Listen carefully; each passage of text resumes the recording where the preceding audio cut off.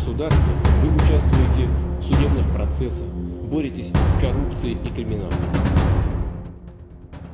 Serangan Amerika Serikat dan Inggris terhadap Houthi di Yaman mendapat kecaman dari beberapa negara termasuk Rusia.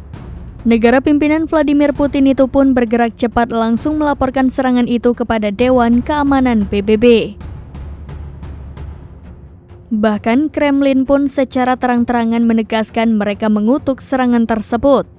Dikutip dari TASS, hal ini disampaikan oleh juru bicara kepresidenan Rusia Dmitry Peskov pada Jumat 12 Januari 2024. Ia menegaskan bahwa yang dilakukan Amerika Serikat dan Inggris tidak sah menurut hukum internasional. Sebelumnya Rusia menganggap bahwa penyerangan yang dilakukan Amerika Serikat dan Inggris di wilayah Yaman merupakan sebuah pelanggaran terhadap piagam PBB. Oleh karenanya, Moskow langsung mengirim pesan kepada anggota Dewan Keamanan PBB. Mereka juga telah meminta pertemuan mendesak imbas serangan dari Amerika Serikat dan Inggris ke Yaman.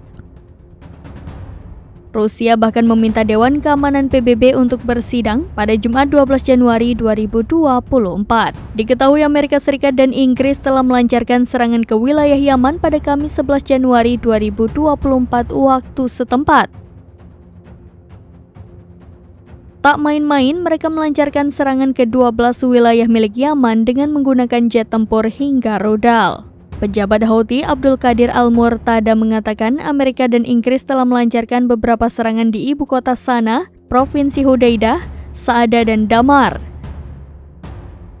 Pesawat, kapal, dan kapal selam pun dikerahkan Amerika Serikat dan Inggris menyerang sasaran Houthi di sejumlah kota Yaman.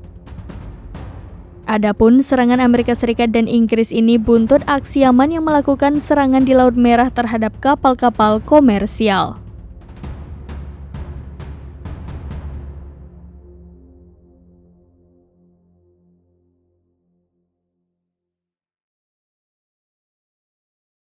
Download Tribun X sekarang, menghadirkan lokal menjadi Indonesia.